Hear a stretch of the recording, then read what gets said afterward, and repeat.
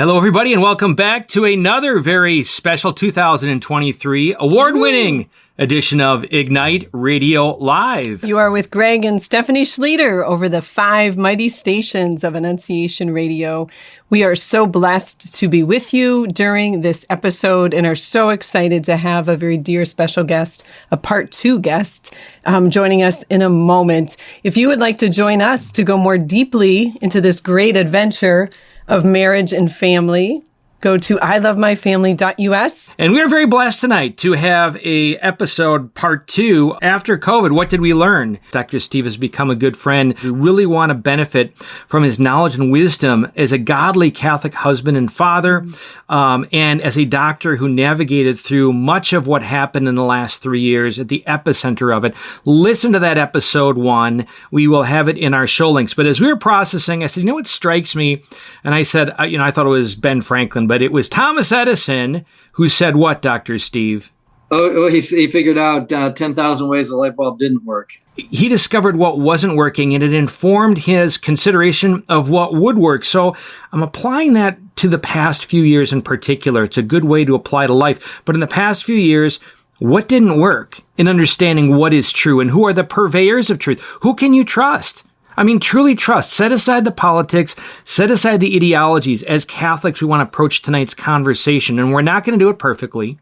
We admit that right up front, but we want to consider what is the true, good, and beautiful, not because this party says it or that group of doctors says it, but what objectively is good, beautiful, and true. And a little background, again, as Greg mentioned, this is part 2. We encourage you, and there'll be a link in the show notes for part 1. We would hear Greg's parents in particular and some of his siblings speak with such great admiration and regard for Dr. Steve Kebe, a pediatrician in the Columbus area.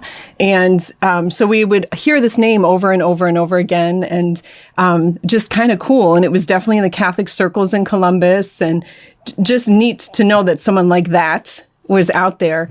And so then, again, past episodes and past writings of Greg that he can link also, when COVID was coming to a city near you, and the controversy started and the divisiveness that was, very much coming down upon us.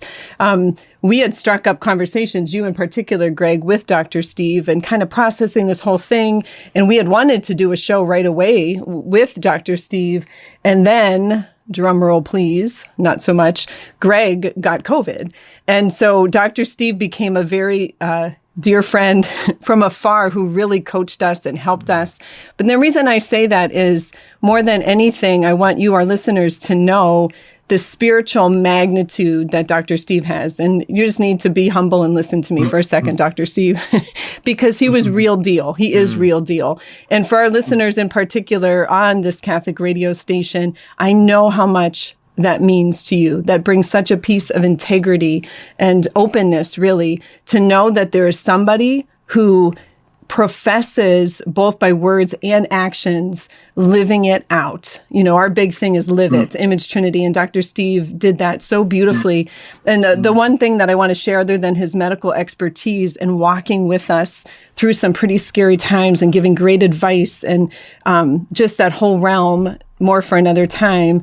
Dr. Steve, I remember you specifically, 2 specific conversations that I want to share. One was you touched on the spiritual battle that you felt was going on, in particular with Greg.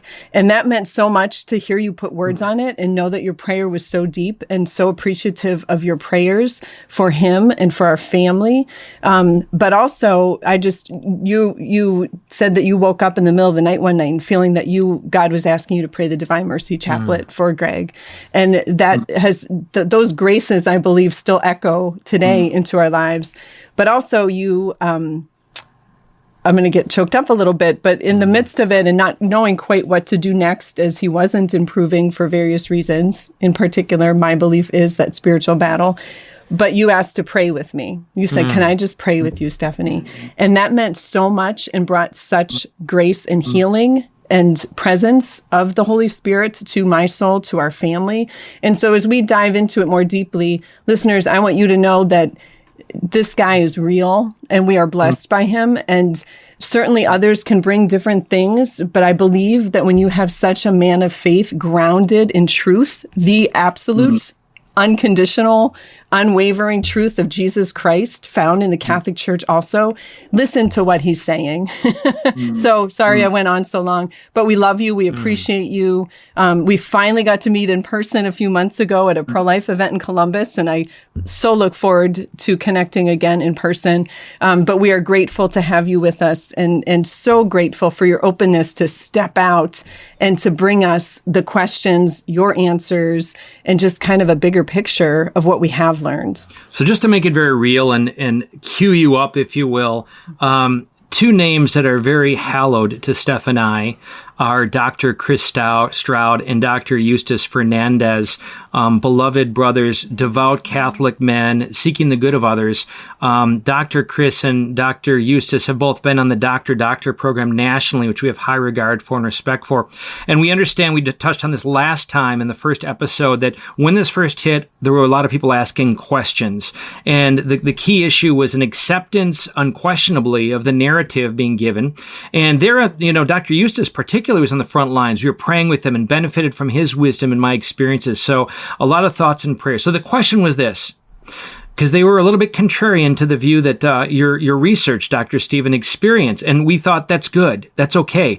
Let's create a platform where we can have the conversation with respectful vigilance. Both of those words important. Respect for one another, but vigilance to really consider what lessons did we learn. So following our first episode with you on it, I did send that program to them, expressed our high regard for them, and asked for feedback. And I think both of them did acknowledge straight up that we can't uncritically accept the mainstream narrative. And they were real advocates of the vaccines.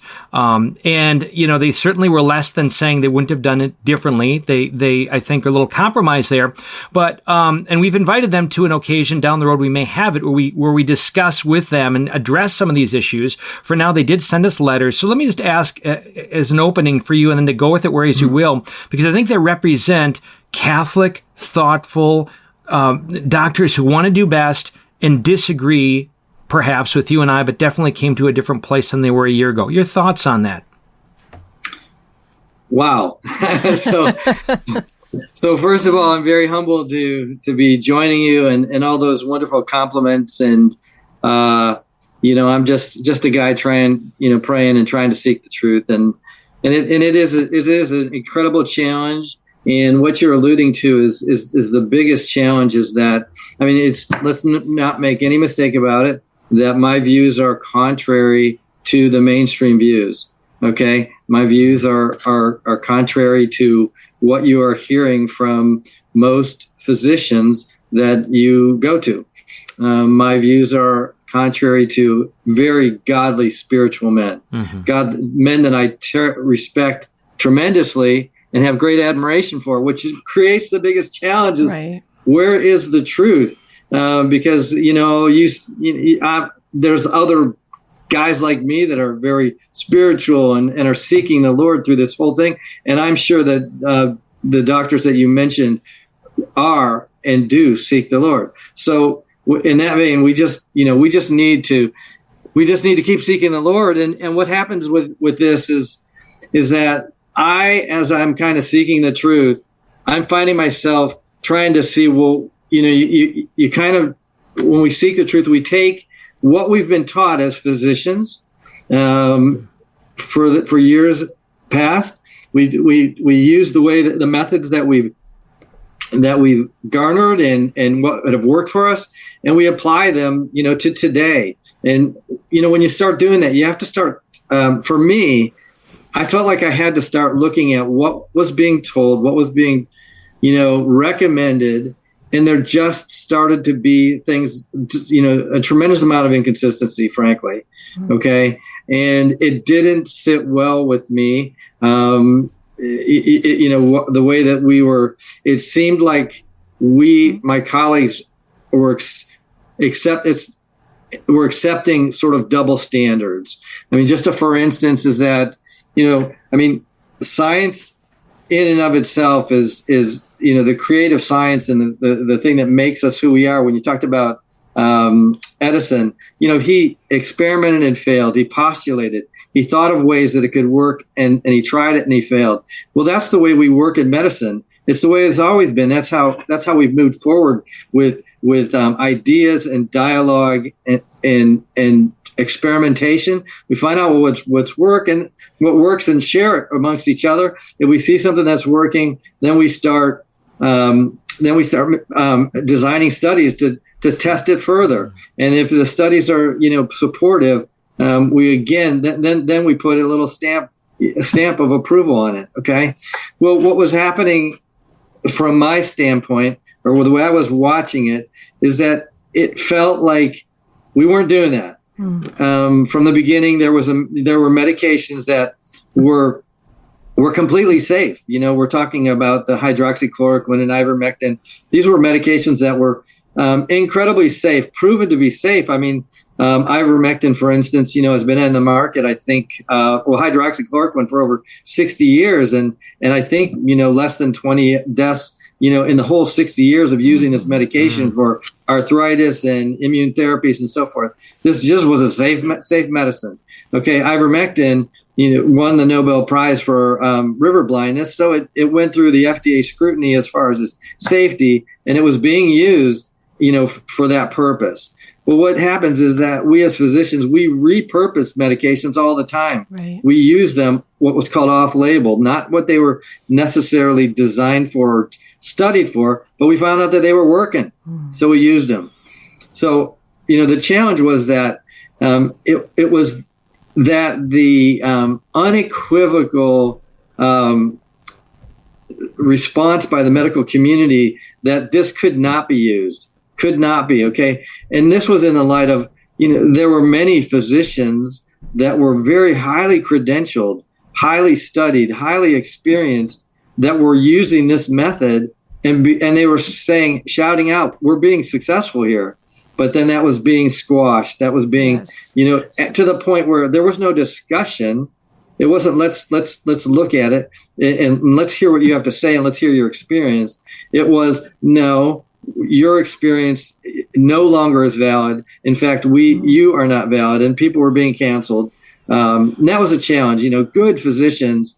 There's a physician named Peter McCullough in Dallas, in the Texas area. I mean, this gentleman, is board certified in cardiology. He's has expertise in epidemiology, immunology. Amazing. I mean, he's had, he's published tons of papers. But then when he came out in the very early part and said, we're not doing this. I don't think we're doing this right, the way we're treating COVID. We're making mistakes. And it felt that, this guy, all of a sudden, he was uncredentialed. He was, banned from his university. He was all of a sudden, it went from a guy who was teaching medical students, totally reputable, to a guy that was now being labeled. So I was really challenged with labeled as a misinformation, anti-vaxxer, and so forth. I mean, the fact is he's not an anti-vaxxer. He was, fully on board with vaccinations. So those were the challenges. The way that we mandated. So the challenge was in treating COVID. In and of itself, like we talked about, there was early treatment, ivermectin, hydroxychloroquine, that were being successful.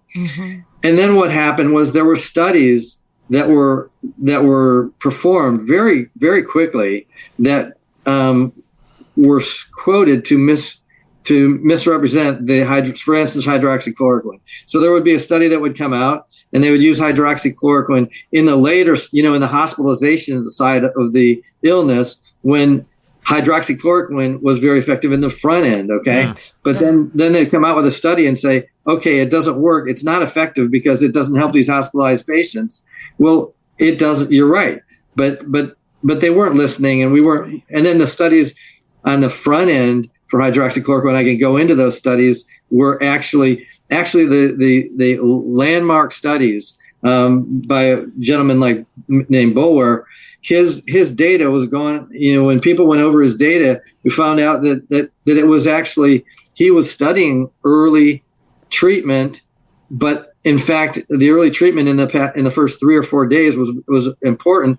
But then when somebody restudied, they noticed that the shipping labels, when they studied the shipping labels, they saw that the patients were actually getting the medicine 2 or 3 days later. So that skewed the data. So some of those things is, again, we can go into the challenge is that yours and my everyday physician will say, well, we have studies that prove that hydroxychloroquine didn't work, or we have studies that prove that this medicine is dangerous, or we have studies that prove, that it's ineffective.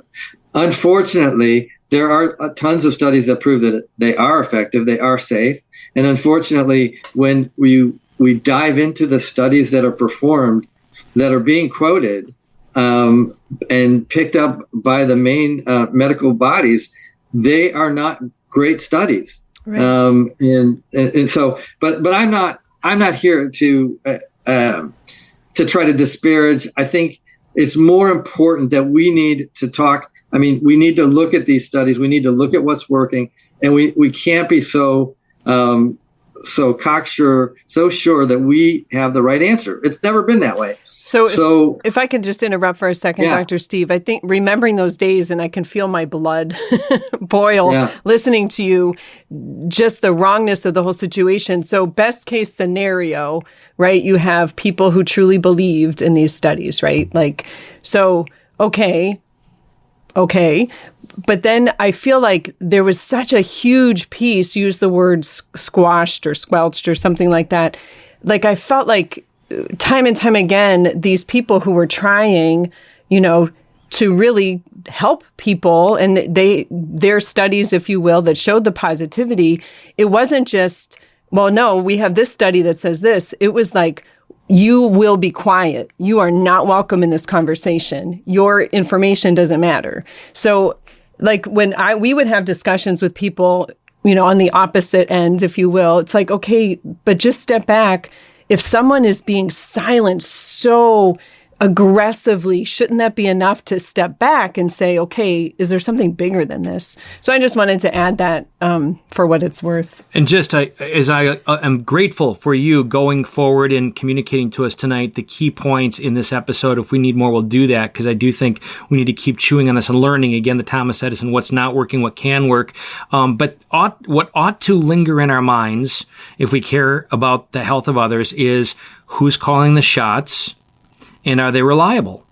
I mean, those are inescapable questions for a doctor, for any person, for any parent. Who's calling the shots? And are those shots, pardon the pun, are they, are they reliable? Are they proven to merit my regard? Because I think you're going into the DNA, the meat of this. But those minimally, I would say, have to punctuate this and let you continue. We can't uncritically accept what the CDC, NIH, doctor so-and-so is saying anymore. We just can't.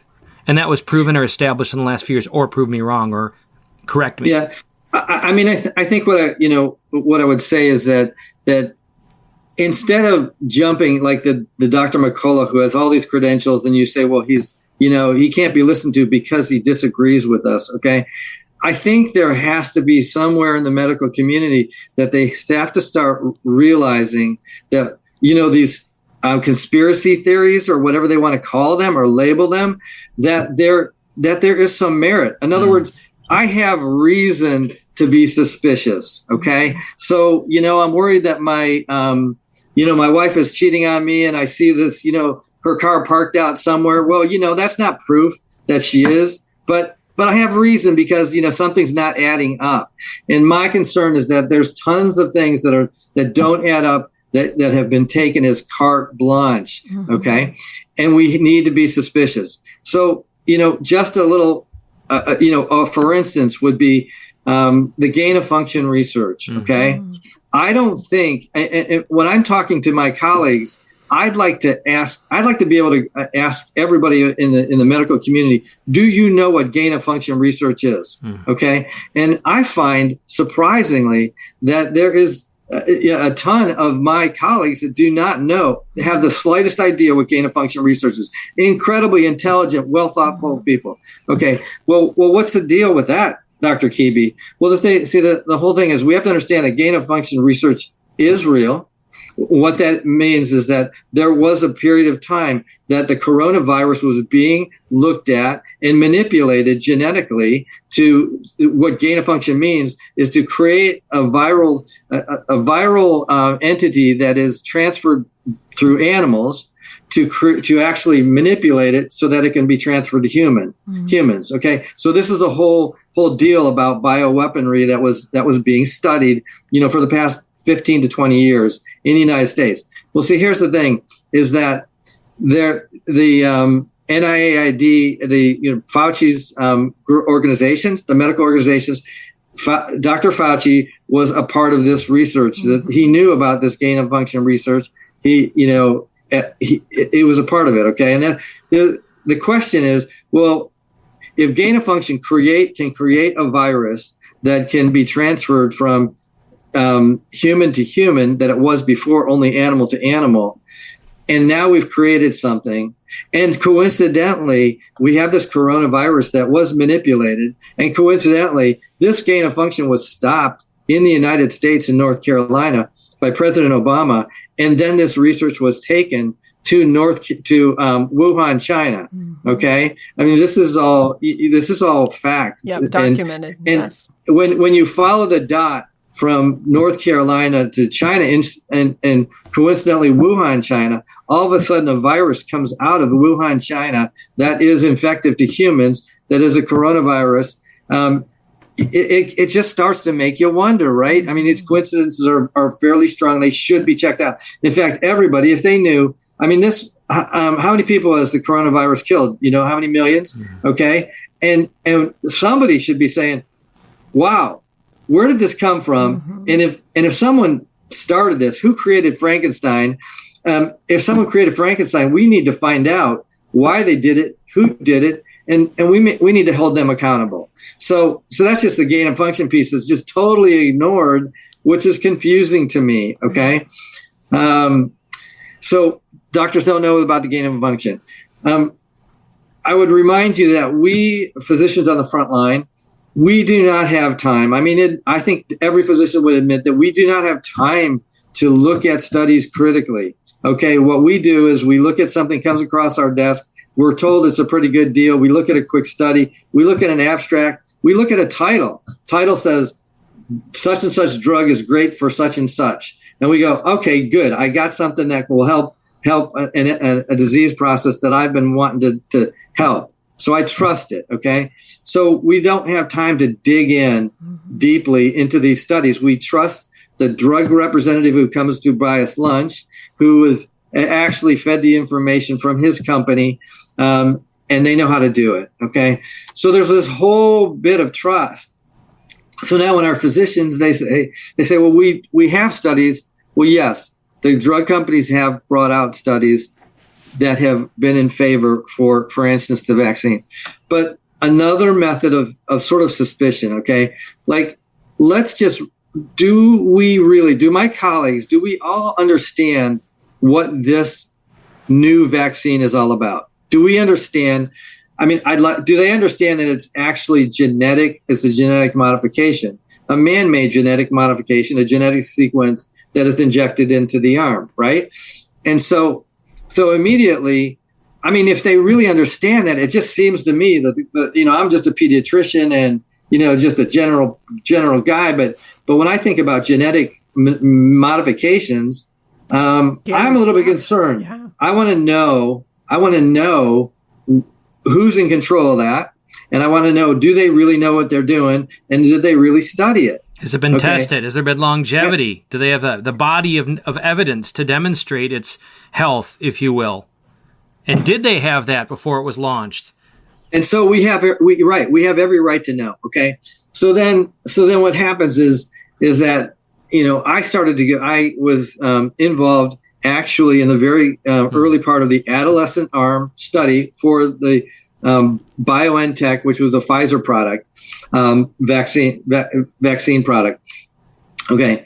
I started to look at that when it first came out. I thought this is a great this is great. I mean, vaccine, we've got a problem. COVID's a problem. We're having trouble treating it. A lot of people are dying. Vaccines, I mean, I've been a vaccine guy for 33 years. I've seen, that vaccines do work. And I've been I've been an advocate always.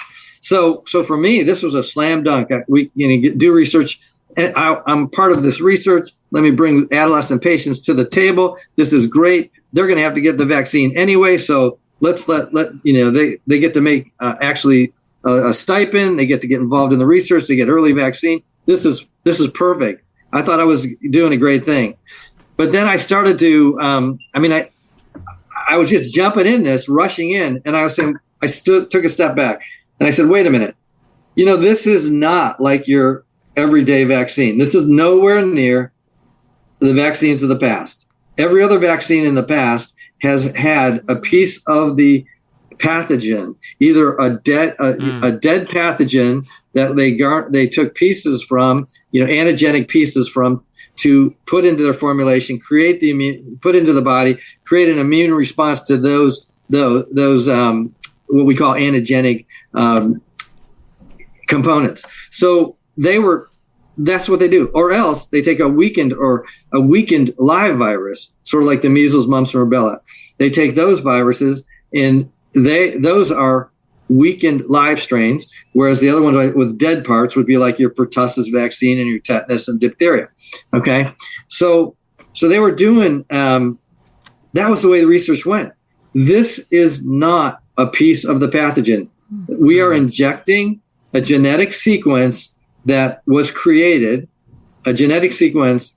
Now, not to get too complicated, but not only was this genetic sequence created by man, but it was actually modified so that it could get into the system long enough to evade the initial immune reaction, so that the substrate wouldn't get destroyed right away. So it would get into the body far enough so that there would be an immune, so that the body could actually create the spike protein by reading the messenger RNA. So in other words, they were able to. They created a way to infiltrate the body with this message. The messenger wasn't going to be destroyed until it delivered the message. Okay, so it's a preservative. Okay, it's a pseudouridine, is a modified nucleoside, which creates a preservative. Without getting too technical, creates a preservative into the body so that it's not recognized immediately. The body reads it and creates a spike protein. Okay, now the spike protein is the most virulent part of the coronavirus. Okay, that's what gets to our lungs, our cardiac tissues, and that causes a problem. It's encased in a lipid nanoparticle, which also helps it to be able to migrate its way into the body and do what it needs to do.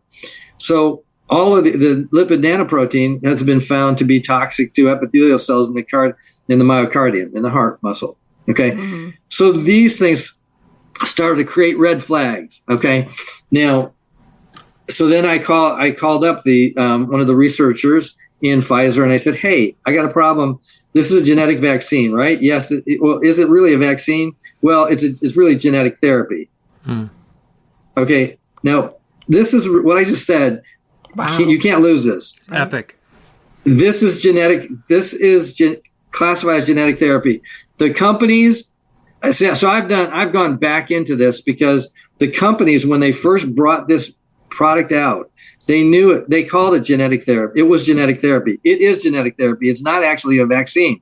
It's genetic therapy. So, but the powers that be, the CEOs and all that, the marketing people said, and the scientists said, listen, this isn't going to fly. People aren't going to accept genetic therapy. Gosh. We need to call it a vaccination. Okay. So then they called it a vaccination. They changed the definition of vaccine. They changed it to fit this. Okay. The vaccine, the definition for vaccine now became something that stimulates an immune response in the body versus something that actually effectively causes the body the ability to disarm and kill the organism. So now, technically, vitamins or supplements could be a vaccine with that definition, right? Well, I don't know if I'm not going to jump. Yeah, well, I'll just say far. that. Mary Shelley created a vaccine. Anyway, go ahead, Dr. Steve. You just keep going. So we can't lose this thing that it's actually genetic therapy. You know, and the suspicion just continued to mount. So then I asked, okay, if any patient when they went to get this shot that everybody said this is the right thing to do. Now, if they were told, hey, listen, this is really, do you know that this is genetic therapy? I just want you to know it's genetic therapy. Is that okay with you? I think it's true. We would start to wonder, because what do you wonder about genetic therapy? You know, you hear about clones and, things that go crazy because we manipulated the genes and so forth. Well, isn't that true? Island of Dr. Moreau, right? Well, yeah. Not to give an exaggerated version, but you think about these things, right? When you're messing with the essence of the human person at a DNA level, it's a brave new world, and it merits an additional level of caution by ethicists minimally. And so genetically, so I in my conversation with the research PhD research head of the whole arm of the study. I said, so this is genetic. It makes me nervous. It tells your body to make a spike protein, which is toxic. Yes. Okay. So that made me nervous. Okay. Well, okay. I understand. If we can wipe it out real fast. Okay. I'm good with that. Is that what you think it does? Yes. I said, well, how long does this genetic sequence, when it's injected in the arm, how long does it last in the body? Do you think that's important to know? I mean, if it's making a spike protein that is toxic to us, is it possible that it can make too much spike protein that our body can't handle it? Is the question. And that the woman said, I don't know. Mm-hmm. We don't know. And I said, okay, so I said the second question is, all right, when that's injected, you don't know how long it's in the system, but do you know that it will not last or penetrate any vital organs in the system? I mean, we're making this toxic protein. Is there any concern that this is going to affect the rest of the body? Well, what do you mean? Well, what if it gets in the ovaries? What if it gets in the adrenal glands? What if it gets in the brain? What if it gets in the cardiac tissue? Can this wreak havoc? This cause a problem? Well, we haven't done any what we call biodistribution studies, okay, which is actually untrue. They did do biodistribution studies. They did a study, and they knew with mice that they could inject the surrogate molecule that mimicked this product. They injected it, and within 6 hours, it was in the entire circulation, the adrenal glands, the brain, all the vital tissues. It was there, okay, within 6 hours. Now, if you know it does that in mice, I mean, that's why we do animal studies, isn't it? Is that we test a theory and we experiment. Why did they know that it will penetrate the entire body in mice? And why did they not do biodistribution studies? Okay, again, I'm going to tell you to give your daughter or son this vaccine, this genetic therapy, and I'm going to tell you, if I gave you informed consent, I would tell you, well, I don't know how long it's going to last in the body. Yes, it is a genetic sequence. I don't know what it will do long term to your child's gonads, to your child's ovaries, to your child's brain, to your child's cardiac tissue. I don't know. Yes. I do not know. But I'm going to give this to you. Okay? So why, doctor, are you going to give this vaccine to me? Well, because in the beginning, I was told, the doctors, we were told that it was safe and effective. Okay? We were told that it was safe. Well, I'm telling you that they haven't done any studies about safety. They didn't do any I don't want to. You never speak. Marriage therapy. Never speak in absolutes. Okay. I'm not going to say never. They did do some safety studies, but they only followed very healthy 40,000 healthy individuals in this initial studies. They only followed for 6 months of the adults, and for the children, they only followed for 60 to 90 days. So we don't have safety data beyond that. Okay, remember, it's a genetic deal. We don't know how long. We don't know what it does to the tissue long term. So we do not know long term and what it does. And I just challenge my colleagues, to tell me that I'm wrong about that. I have a reason to be suspicious that down the road, this could be a problem, and you should too, right? Okay. So now here we are giving this vaccine to, now let's just say children. Okay. So we know it's genetic. We know, all the things we said, and yet we don't know long-term. And then there's this whole deal about in any informed consent, we have to decide, is the risk worth the benefit? Okay. Yeah. Is there a risk? Is there a risk to this? Well, I've already given you some theoretical risks. Okay. Now, when we look at the risks, there is a system called VAERS, Vaccine Adverse Event Reporting System. There is a system that monitors the adverse effects of any vaccine. Okay. Now, this is a voluntary reporting system that was set up by the CDC. Okay. And the data that comes from that is supposed to create a signal to look at. By signal means if you start seeing something and there's a lot of reports of bad things happening, you're supposed to look at it. Mm-hmm. That's what it was designed for. Now, again, I can't for the life of me understand why there could be 1.4 million side effects reported with this vaccine. Okay. Why there could be over 30,000 deaths reported with this vaccine within the proximity of the vaccine. Why that these things would be reported. And then all the side effects that were theorized, that were postulated, like neuropathies and seizure disorders and, other immune problems, cardiac, the myocarditis, which we're hearing about. Mm. These were all postulated. And in fact, Pfizer knew, and in their early studies, they knew that this caused myocarditis. Okay. Now they said it was rare, and therefore it didn't have to be worried. They didn't have to worry about it. It wasn't worth the risk of that. Wasn't comparable to the benefit that we would get from the safe and effective vaccine. Okay. So now we're given this vaccine that we don't know a whole lot about. That's been rushed.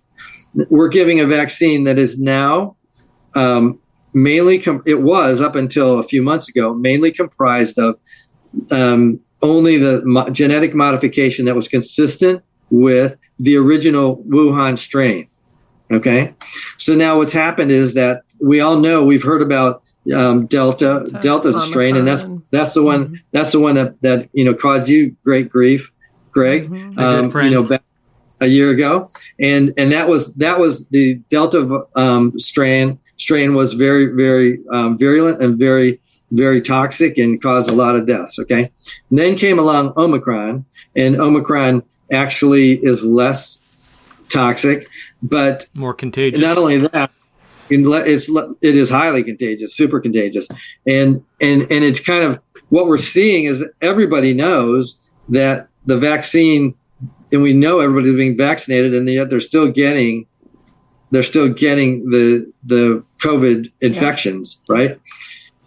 So we have a conundrum here. I'm going to go back to the children in that when there is not a risk, when we go all from the start, when I was taking calls at the very beginning for pediatrics, the children were not getting infected for the most part. And when they were getting infected, it was very rare that it was very severe. Only with kids that had profound comorbidities. And for the most part, they had concomitant infections with RSV, other very, very flu, RSV, other very pathogenic killers that we already knew about. Mm-hmm. Okay.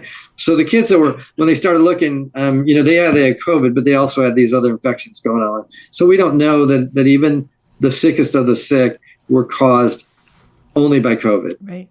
Bottom line is, statistically speaking, children under 20 years old, adolescents and young adults and under 20 years old, they have a near zero chance of having any severe infection to COVID. Whilst, on the other hand, we have a vaccine that, and when I talked about the VAERS study, those side effects cumulatively, just in the past 2 years from the COVID vaccine reported are greater than all of the reports combined in all the vaccines in all the years up until this time. Wow. So wow, let that sink in. Wow. Yeah. The bottom line is that don't call me an anti-vax. Just don't sit there and say I'm an anti-vaxxer and say I'm a misinformation guy when I'm just trying to say, we got to look at this stuff. Okay. I mean, really, if this is true, do you want to give it to your kid? Okay. So let me digress, because I did a real deep dive into, I just want to put a little flesh on the studies that were done for the children that brought forth this vaccine in June of this past year. Yes. Okay. And I just want to put a little flesh and blood on it. And when this study was presented from the FDA to the advisory committee that makes the decision to move forward, they brought a study, and they had like 1,200 patients in the study. And from the 1,200 patients in the study, they created an efficacy margin. Okay. So what they did was, after the first dose, they tested any patient that had COVID symptoms. They tested. After the second dose, they tested. And finally, they decided they needed a third dose to test. And I'll tell you why. So this is the efficacy data. Okay. They had 1,178 patients in the 0 to 4 month or 6 month to 2 year group. They had essentially 1,200 patients. Okay. Now, out of the 1,200 patients that were vaccinated, the endpoint after the third dose, they found 2 positives in the placebo group. Okay. And they found 1 positive in the vaccinated group. Wow. That's out of 1,200. Okay. Now, bear with me here. Hang with me. Because the vaccinated group, they had twice as many subjects, and they found 1 out of twice as many. They took the 2 that were in the placebo, which was half as many tested. So therefore, they said, okay, we're going to make that 4 in our data. Are you with me? So it's 1 to 4 because they just half the number. Yeah. Right. Okay. So what's 1 to 4? 1 out of 5 is 20%, right? So then what they infer with that data is that the vaccine was 80% effective. Wow. Based on 3 data points out of 1,200 patients. Wow. Okay. Now keep in mind, you're going to have the public is going to say they did studies and they approved it.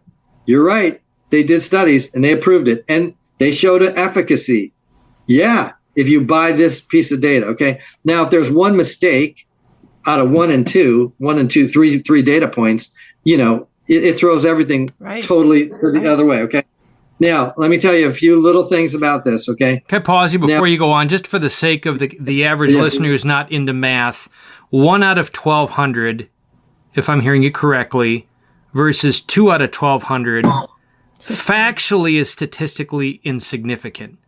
That could be chance. You take another 1,200 people, it might as well have been 2 on the other side and 1 on the placebo side and 2 on the test group side, possibly. But either way, they're neck and neck. Am I right?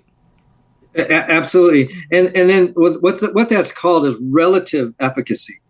Relative efficacy. What they're just taking the number 1 to 4 is relative efficacy, and you're talking about absolute efficacy, which is 1 or 2 out of 1,200. Mm-hmm. So it's a big difference. So then that tells you, just a little side is, well, okay, even if this is true, how many patients we only got 3 positive tests out of 1,200. Right. How many patients and that was positive test, meaning they had symptoms and they had a positive test. There was only 1 child that was hospitalized in the study, and that happened to be vaccinated. Okay. There was only 1 child that had severe COVID which would mean their heart rate was up, and that was vaccinated. So they didn't tell you that. I need to ask you a question on this. How determinative was that study in official guidance, in NIH, CDC guidance? How relied upon? This was the study that was presented to the FDA, presented by the FDA from Pfizer. They brought their data forward. FDA presented it to the advisory committee, and the advisory committee unanimously approved it. Now, I just want to tell you one other thing that's very, very, very crazy. So, in other words, if my colleague, like your friends, Dr. Eustace, if they knew of this study, they would say, "Come on, but I can't make this up." They'd say, "You're making this up," and I'll say, "No, I'm not." But here's the craziest thing about this study, same study, is that after the first dose, now we're using their numbers of insignificance. After their first dose, they had a vaccine efficacy of 14. Now remember, after the third dose, I gave you that number was 80% based on the 1 and 5. All right. Mm-hmm. Okay. Well, after the first dose, it was 14% effective. Between the doses 1 and 2, so shortly after the first dose, it was 14%. And just before the second dose, it was a minus 29%. Wow. Do you get that? That was the efficacy. So that's after dose 1. Minus 29%. Minus 29%. Meaning that's a negative, meaning that you were more likely to get infected in this study. From this study, you're more likely to get infected by having the vaccine. Having had the vaccine. Wow. Now dose 2, after dose 2, it went for a week after they tested, it was 48% effective by their numbers, same ones. Then that was basically a 3. That was a 3 and 3 patients. That was 6 patients that were positive out of the whole study at that time. And it went from 48% to 14%. Okay. That was after 2 doses. So their original intent was they were only going to give 2 doses, but they saw that now it's not working after 2 doses. So we're going to give it a third dose. Okay. So after dose 3, early on after the vaccine, there were no patients positive. Well, there's 1 patient positive in the vaccinated group and none in the placebo group. So that was an indeterminate, because you had 0, you couldn't double 0 and you couldn't divide. So that was undetermined. But really, by their numbers, they had 1 more than the placebo. But then after 7 days and beyond, after the third dose, they had the 80% effectiveness, the 1 and 2 that I told you about. So my point is that you're going to hear the studies were done, and I'm giving you this is the straight study, and this is the data that went through, and we had a unanimous decision to approve this. Gosh. I mean, that just has to make you wonder. Mm-hmm. Okay, how could it be unanimous? Those are our colleagues. Those are smart doctors that are empowered and tasked to keep us safe and to make decisions. How could they just unanimously approve this thing? Okay. You asked the question, do you have answers? That is the big question. I love the data. I love the focusing this on the absurdity of an entire culture that shut down the economy, that radically changed the world, the shape of the world, the way we knew it prior to 2 years ago, based upon so many things, but certainly these fabricated, or let's just say stretched, exaggerated, I'll say weaponized, I'm going to say that, are they weaponized studies to come to conclusions that defy a scientific's formation in the scientific method and went against the protocol for validating particular drugs. Both of those. What caused the scientific community to suspend their training in the scientific method? What caused us to accept a protocol that defied any other time in history of accepting drugs onto the market? The why?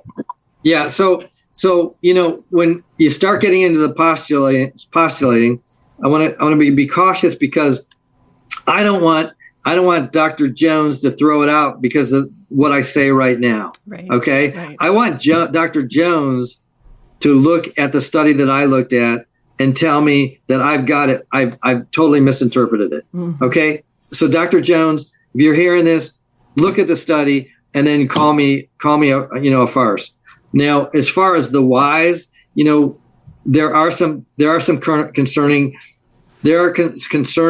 associations between our government agencies, the agencies, that there are incentives. I'm just going to say there's a whole lot of money that big pharma generates to do studies, and there's no secret that big pharma has put forth medications that have shown that they have been put out by data that's not been the greatest, and then the medication comes out and kills people, and then they rescind. I mean, you can just look at, thalidomide's a real easy one. Years past, and there's medications like Vioxx and that was put out on the market, had to be. I mean, Merck, Pfizer, all the major drug companies have been sued for a lot of medications that have been approved and so forth. So how do these things get approved? Well, we have to do the best we can. We'll kind of give you that, but the truth is that how does the FDA, the policing body, how do they make their money? How are they funded? Well, they're funded by all the applications of the pharmaceutical companies, right? And it's not cheap. Okay, the pharmaceutical company pays a lot of money to the FDA to go through the approval process. So the pharmacy companies pay a lot of money to researchers. I have heard this from researchers. Hey, they are my bread and butter. I mean, that's how I live. That is the way I live. I get paid and funded. My research gets funded by this drug company. So I'm not going to come against that. I'm not going to call them out. They're not going to bite the hand that feeds them. Okay. So I don't understand how either I'm whack, in looking at this, but it's hard to understand that unanimously that this would be approved. You just have to feel that there is an agenda. And we have a right to have these suspicions. Again, the vaccine was changed. The definition of vaccine was changed to put this forward. Things were rushed. Things were rushed to put this thing forward. Okay. And studies were not done. And yet the medical community and the CDC and Fauci and everyone down to the doctor that you go to every day told you that this was safe and effective, unequivocally. Yep. And they ignored the fact that we were giving vaccines to women, pregnant women. Never has this been done before. And that was another thing that was just, I could not handle. How could we be giving vaccines to women and children with no studies or poor studies? We just never did that before. Right. I need to pause you. We're coming in for a landing here, folks. You're tuned into Ignite Radio Live with Greg and Stephanie Schlueter. Delighted that you're with us with Dr. Steve Kebe in the second installment, if you will, of this consideration after COVID. What did we learn? And you've really flushed out a number of the things you touched upon in the first episode. I would like to just ask this question as we are coming in for a landing, and we're going to probably go into another part three. But I want to ask you, given everything that you know, and by the way, we're going to include links to the data that Dr. Steve is sharing. With all that you know, how would you advise a doctor or a parent to be fully informed in the dissimilar decisions they make here going forward? How would you advise a doctor, and how would you advise, you are a parent of 10 kids, right? Husband, father, 10 kids. How do you advise us in making good decisions given the absence of confidence that we now have to have, given what's happened in the last few years? Where do we go? Well, it's a challenge, because when you go to your local physician, they don't have the information to give an informed consent. I guess I would have to go to the physician and ask them to really do their own research. There's too much. We're trusting too much what was handed down to us. Mm-hmm. Okay, and I think the biggest thing is just use your. I guess you have to jump into your common sense. Okay, whether to give a vaccine to my child or not. Okay, I have to understand that it is a genetic vaccine that has been untested, and it cannot keep up with the mutations. It doesn't change. It hasn't changed quick enough to keep up with the rapidity of the mutations. Okay, so you just gotta use your common sense. In theory, it can't win and it can't keep up, and in practice, you see it not winning and not keeping up. Okay, in practice, everybody has gotten COVID on this planet, just about. I mean, I have talked to some that have not. Okay, both, yeah. Either have a super immune system and it just or asymptomatic, that you know about, but you're exposed to it. Okay, Yep. So we don't know. We would assume that you had a heavy dose of exposure. Everybody on this planet has been exposed to COVID. Yep. Okay, and vaccinated and unvaccinated people have all gotten sick. Mm-hmm. Okay, and so what's happening out in the field is that the vaccine is not working. Mm-hmm. And what's happening in theory is, how is it going to work? I mean, how do you give a vaccine that is only, I told you, partially effective? And we know it's been partially effective. The CDC has admitted that they first said that it will prevent the disease and it will prevent the spread. We know that it does neither. It doesn't prevent the disease. It doesn't prevent the spread. CDC admits that. The only reason they hang their hat on this vaccine is they say that it will cause you to be less severely ill. So can I ask a question with that? You read my mind. We got a minute left. I know, by the way. but this is important. I know it is. Because I think the most common pushback, if you will, that we hear is, well, I would have been hospitalized had I not had the vaccine. So scientifically, how would you respond to that? We hear that over and over. Like, I wouldn't be as sick, or I would be sicker, I would be in the hospital, or I would be dead. I'm like, this might be the teaser for next one, like a series. Yes. Yeah, I'll give you an answer, but this is a teaser. This goes back to the data. First of all, we know that there's data coming out of the United Kingdom and Israel that shows that the hospital rates are higher in vaccinated. Mm-hmm. Okay.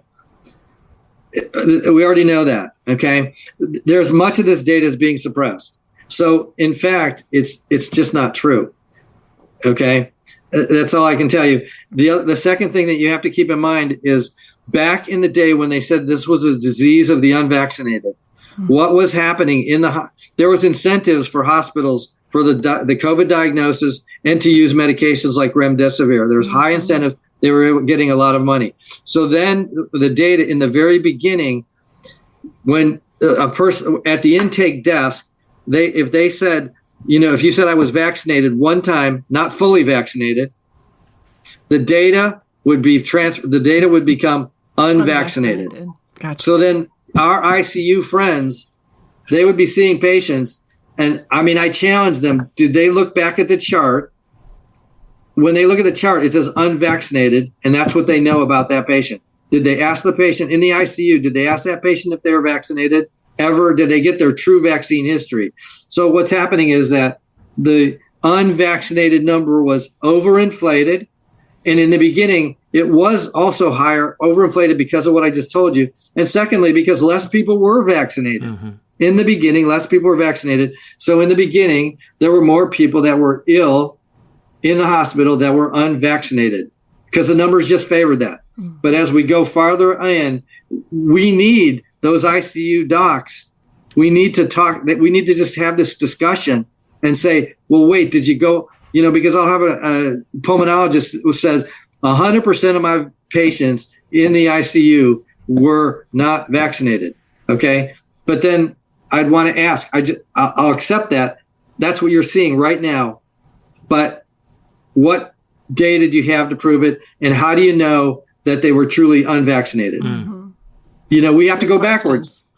We're going to have to come in for a landing here, folks. I'm going to cue you up. Pique your interest for part 3. But we're getting a lessons in science and maybe stretching us a little bit on the technicals, but I'm glad you're bringing that, Dr. Steve. I'm glad that you're doing somewhat of a deep dive. We know it even goes deeper. Molecular levels, one can really go deep if they want to. Dr. McCullough is an expert on that, right? The most credentialed, peer-reviewed doctor on the planet. By the way, he was booted from Twitter. That's a whole nother conversation we'll need to talk about. But finally, he's back, and you can see his solid, documented information that he brings there as he's been readmitted into the circle of humanity to have the conversation. So why are we doing this? We're doing this because we want to platform difficult conversations that are consequential from a Catholic perspective. And we're doing so admitting we are imperfect, we are incomplete, we are availed to the verdict of truth from a value point of God's revelation for the good of the human person. And we desire to all be on that team, don't we? Team faith, team Jesus that cares about the good of the other. So folks, you're tuned into Ignite Radio Live. We're so blessed that you've been with us. Check us out at igniteradiolive.com. We do encourage you to please support this mission. We rely 100% on your benefaction, so click on that partner tab. And Dr. Steve, as always, so very blessed by you. Take care. God bless.